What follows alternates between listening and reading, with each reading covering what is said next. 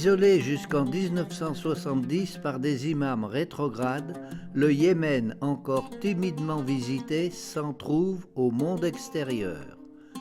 À Ouadidar, le palais de l'imam Yahya, édifié en 1930, défie les lois de l'équilibre.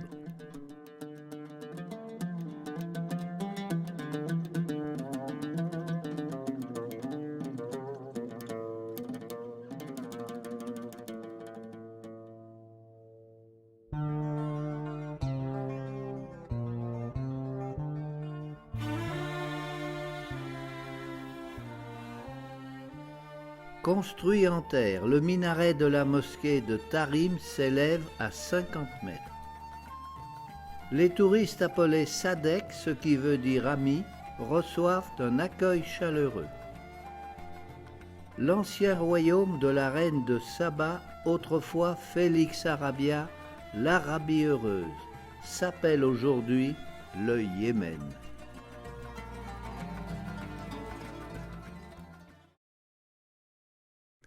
Sanaa, majestueuse capitale perchée à 2400 mètres.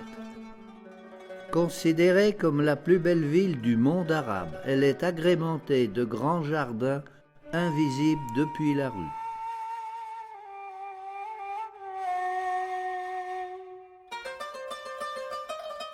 Chaque quartier a sa mosquée.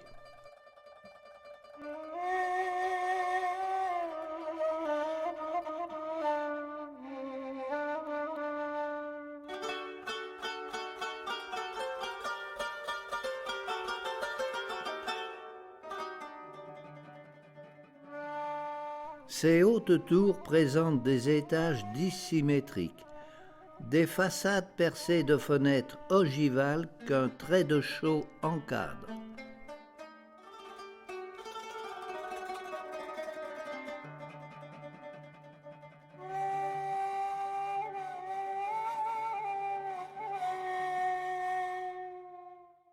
La décoration souligne la richesse du propriétaire, grandit son prestige, affirme sa position sociale.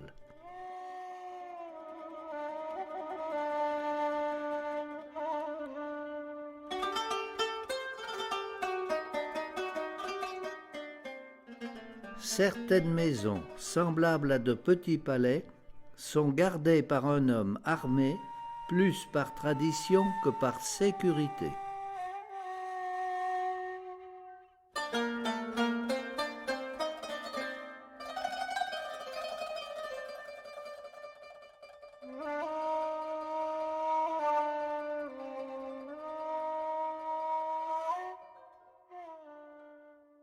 Il faut se perdre dans les ruelles des souks, tant ils réservent des senteurs exotiques, des rencontres insolites.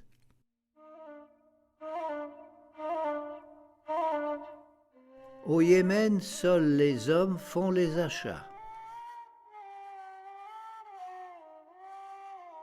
Les marchés exposent les 1000 produits d'une agriculture étonnamment riche pour un pays montagneux.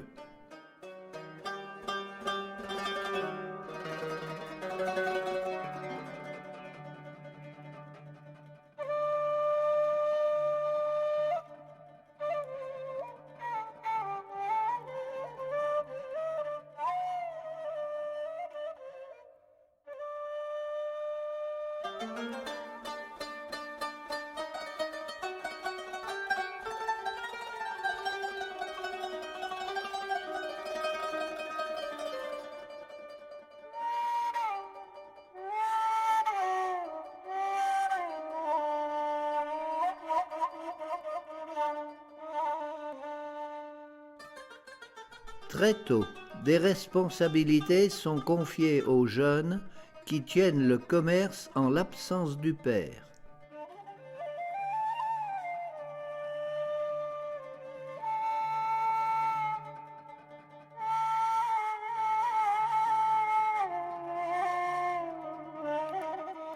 Commerçants et artisans sont groupés par corporation.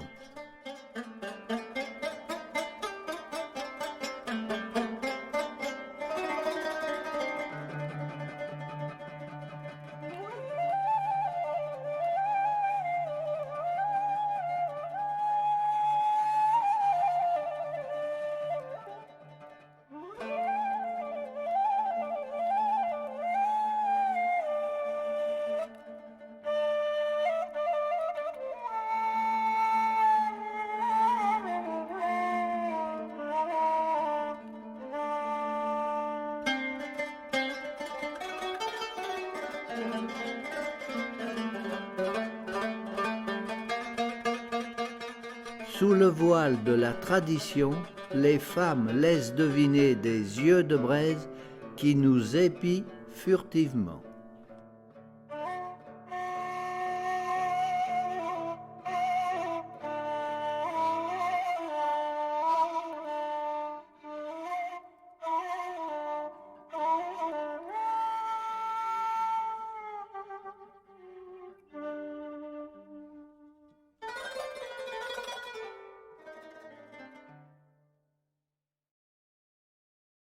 Dernier refuge de l'Orient mythique, le Yémen est encore bercé par la marche des caravanes sur la route de l'encens.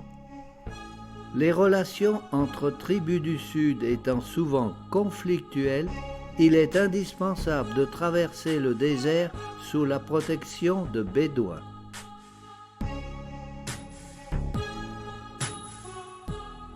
Bien qu'armés de vieux fusils, ce sont d'excellents tireurs.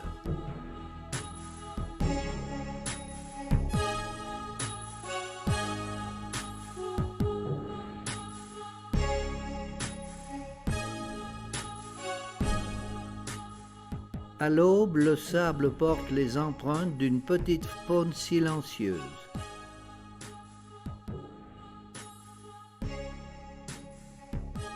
Il y a 2 millénaires, les fières légions romaines se sont épuisées devant les murailles de Marib, capitale du royaume de la reine de Saba.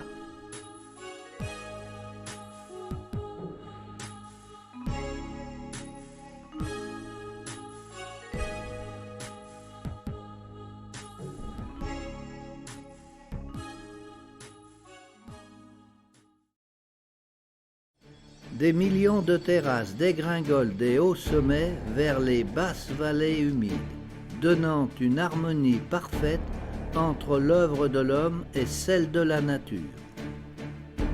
C'est l'incomparable beauté des hauts plateaux.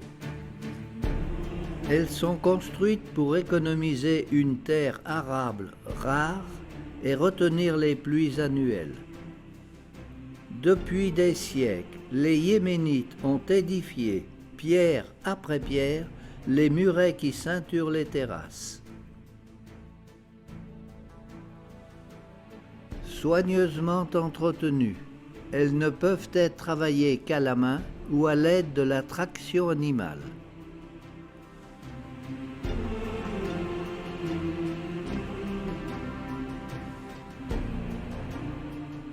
Le Yémen a maîtrisé le problème de l'eau en construisant des réservoirs alimentés par les pluies. Les gradins superposés permettent d'atteindre l'eau quel que soit le niveau.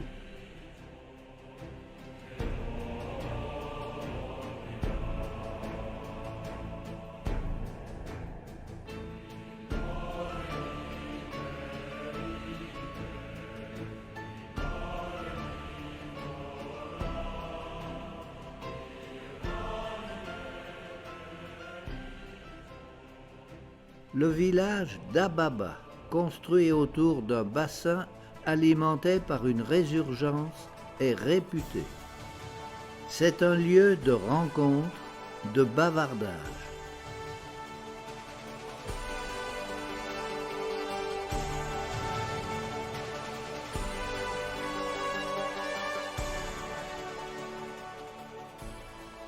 Grâce aux eaux de la mer d'Oman et de la mer Rouge, le Yémen jouit d'une antique tradition maritime qui a conduit ses marins aux 4 coins de l'océan Indien.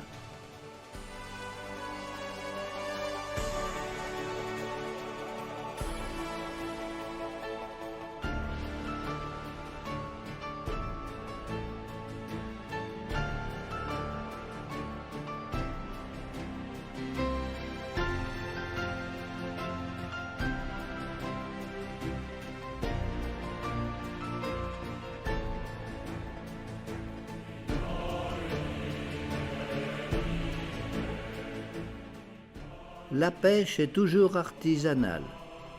Mulets, mérous, thons, requins alimentent les criées.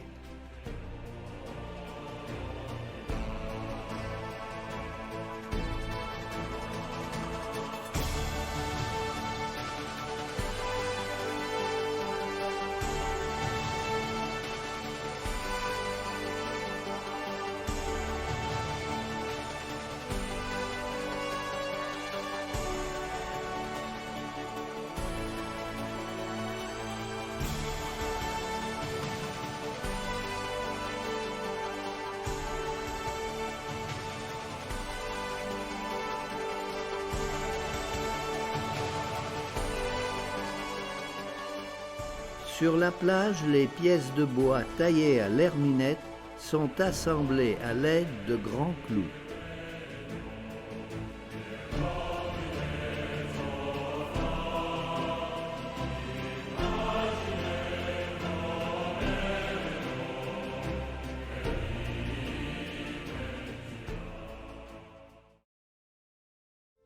Une piste pavée de rochers descend dans le Wadi Doan, une vallée le long de villages grandioses. Une région autrefois prospère, quand le boswellia, l'arbre à encens, était cultivé.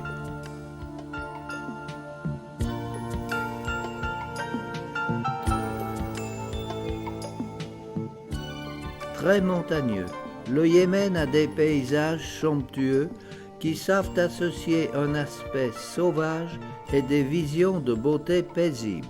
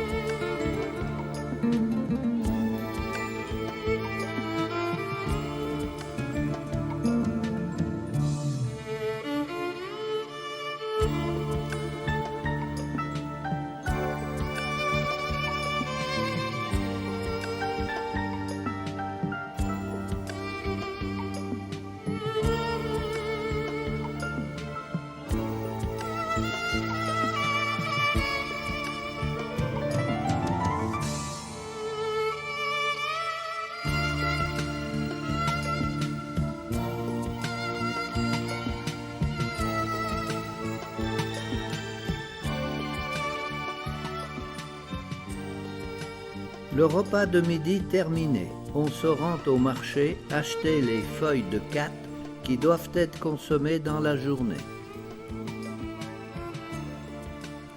Alors commence la khat party, un moment de détente entre hommes dans le mufrege, pièce principale. Le khat est une drogue légère contenant un alcaloïde euphorisant et excitant.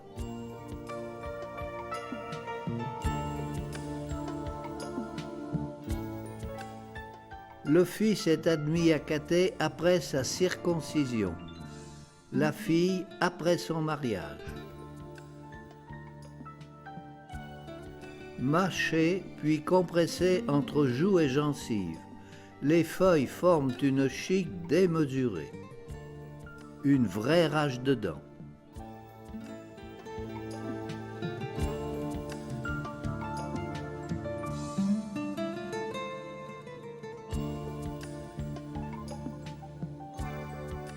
Un fléau social paralysant la vie économique tous les après-midi, compromettant l'équilibre budgétaire familial de moitié.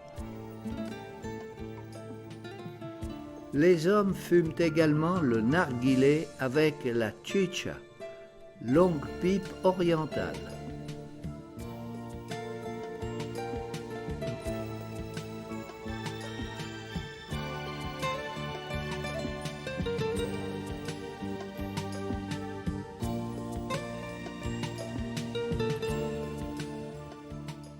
La djambia, ce poignard à lame courbée, se porte à la ceinture.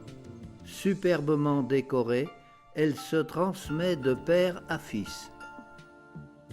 Les armes sont la fierté et la virilité masculine. Au Yémen, un homme libre est un homme armé.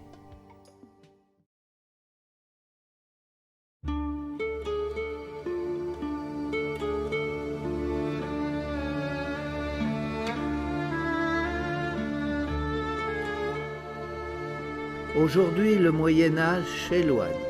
Des hôtels luxueux ou baroques se construisent. Tout se mélange pour le plaisir des yeux. De riches expatriés se rappellent à leur pays en bâtissant d'extravagants palais.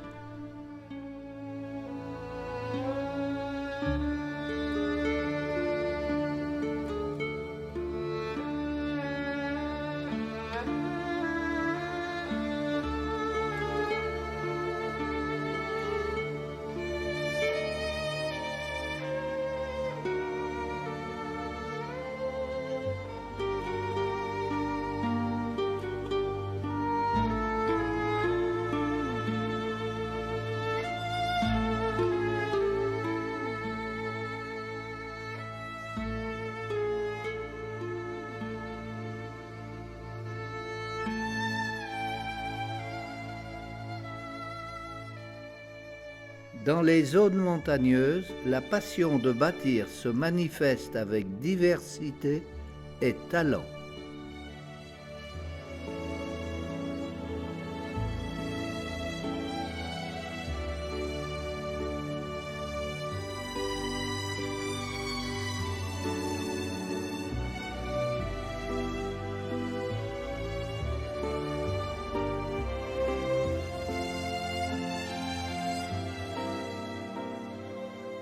Pour venir à l'appartement, elle est montée par l'escalier.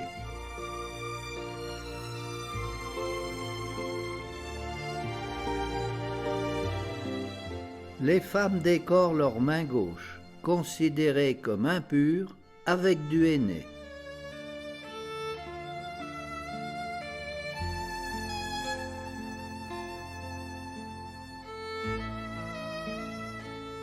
Les mariages ont lieu dès 15 ans entre cousins-cousines pour ne pas disperser le patrimoine.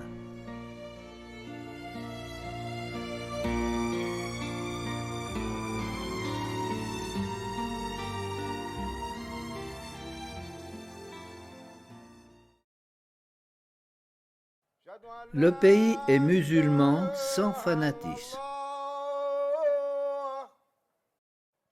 5 fois par jour, le muezzin appelle les fidèles à la prière. Dans la maison d'Allah, les plus démunis peuvent apaiser leurs souffrances morales et physiques. Les ablutions accomplies, les fidèles, hommes et femmes séparés, prient face au mihrab, niche d'orientation indiquant la direction de la Mecque.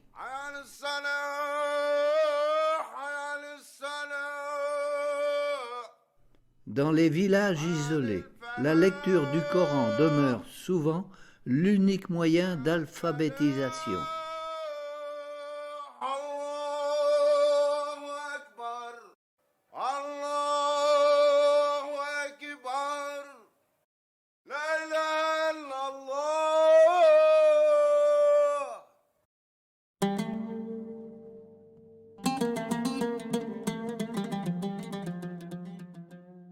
Stèles et mausolées cohabitent dans un enchevêtrement harmonieux.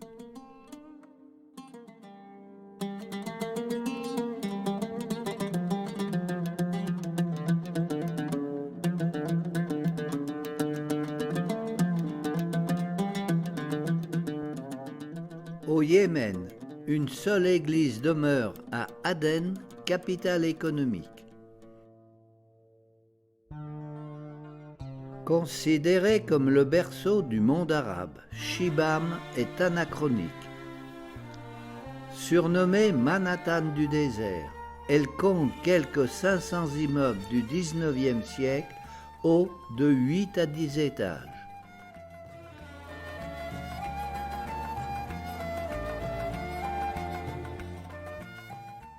Construits en adobe, un mélange de terre et de paille, ils sont sans doute les plus vieux gratte-ciel du monde.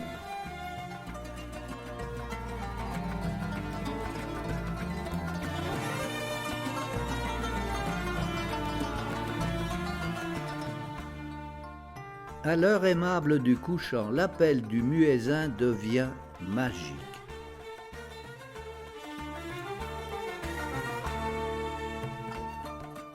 Nuages et brumes habillent les chaînes montagneuses jalonnées de villages-forteresses.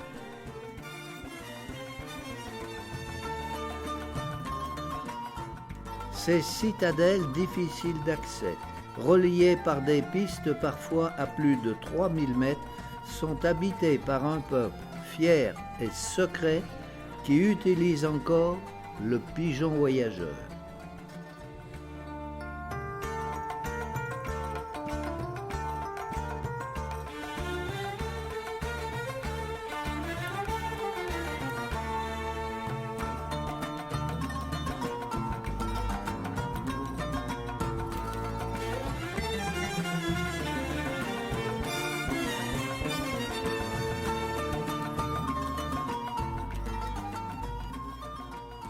Grâce aux essences d'une végétation désertique, le miel du Wadi Doan est renommé.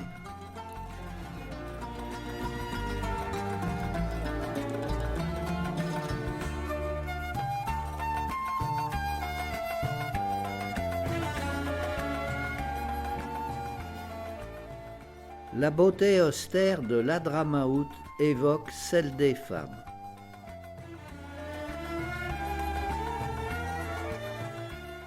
Vêtues de noir, elles portent un immense chapeau de paille conique qui allonge leur silhouette et les fait ressembler à des sorcières.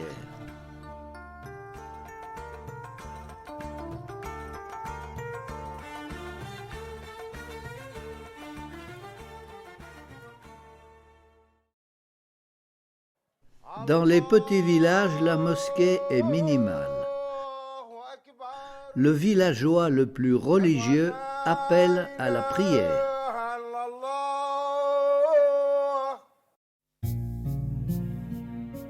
Le Yémen possède un génie architectural pour la construction.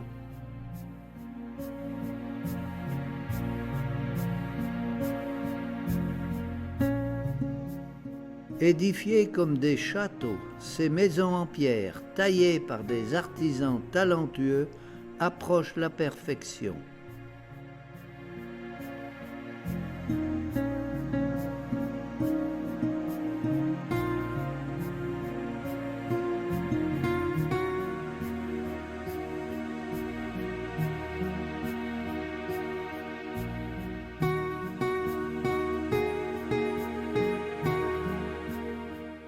Depuis peu, l'électricité est surveillée. Vous avez dit court-circuit. C'est étonnant. Un incroyable tapis d'ordures recouvre les rues, ce qui n'empêche pas tout à côté l'étalage de viande.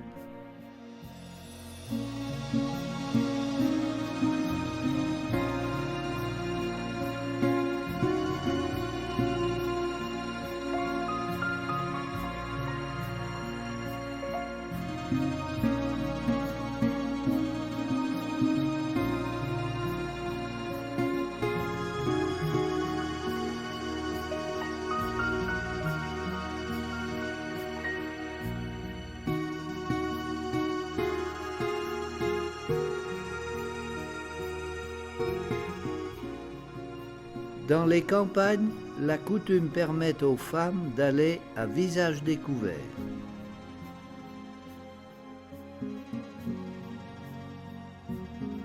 Malgré les petits moyens disponibles, les constructions sont époustouflantes.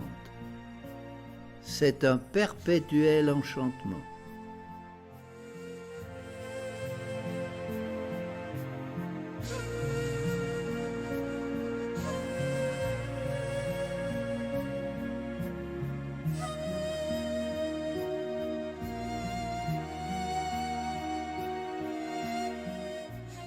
Certains villages sont de véritables nids d'aigles où la vie est difficile.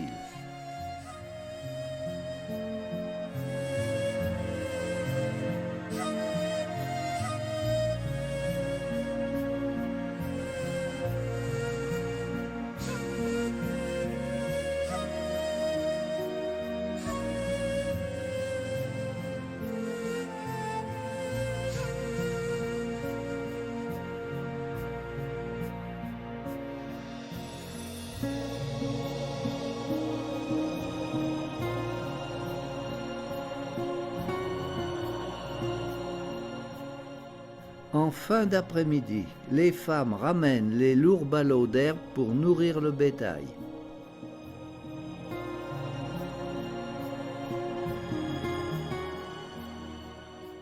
Le Yémen a le triste privilège de figurer parmi les pays pauvres. Sa vraie richesse est dans la fierté et la gentillesse de son peuple, qui n'a pas encore vendu son âme au dieu dollar et continue de vivre avec ses traditions millénaires.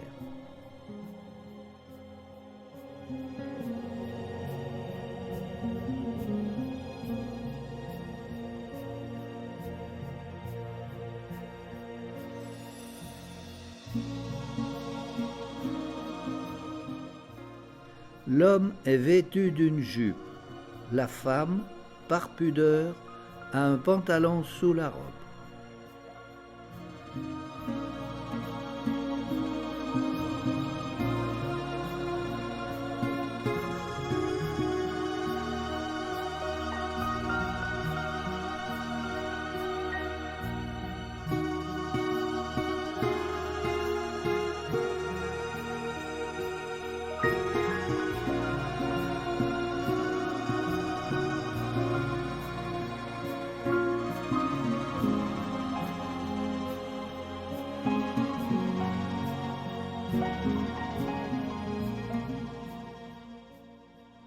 On porte ses richesses sur soi. Bijoux d'or et d'argent pour les femmes, djambia pour les hommes. Un Yéménite ne trompe jamais sa femme, il ne trompe qu'un œil.